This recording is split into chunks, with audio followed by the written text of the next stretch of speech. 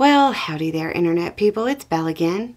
Today, we're going to talk about Russia, rhetoric, the tools of foreign policy, and how the policymakers view them.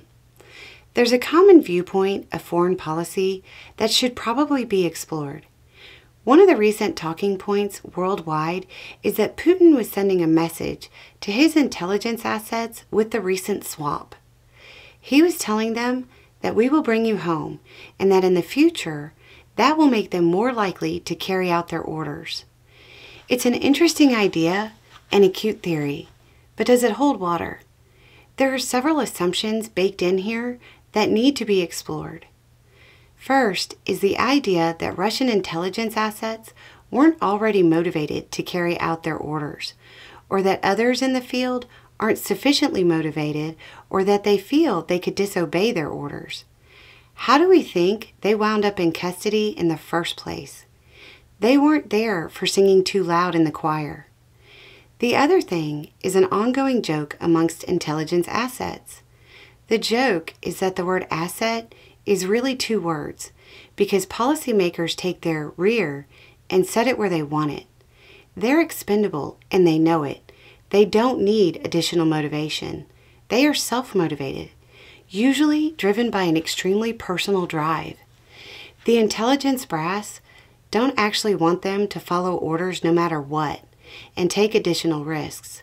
That gets them caught and leads to the possibility of them being turned, jeopardizing means and methods.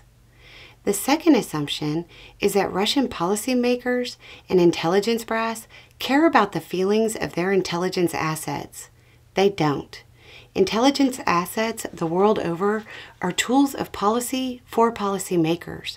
Sure, they'd like to get them back, but it isn't because they have a particular attachment to them. It's so they can sit for a debrief about the interrogation process they underwent when they were caught. It's so they can pass on lessons learned to younger assets. It's for a dozen reasons. But none of those reasons include motivating other assets, and none of the motivations for policymakers include concern for the well-being or lives of the asset. In the international poker game where everybody is cheating, intelligence assets are some of the lowest value chips, and those assets know it. If you want to glimpse at how much Russian policymakers care about their assets, you don't have to look any further than the front lines in Ukraine, where Russian soldiers are thrown away like scraps off of Putin's plate.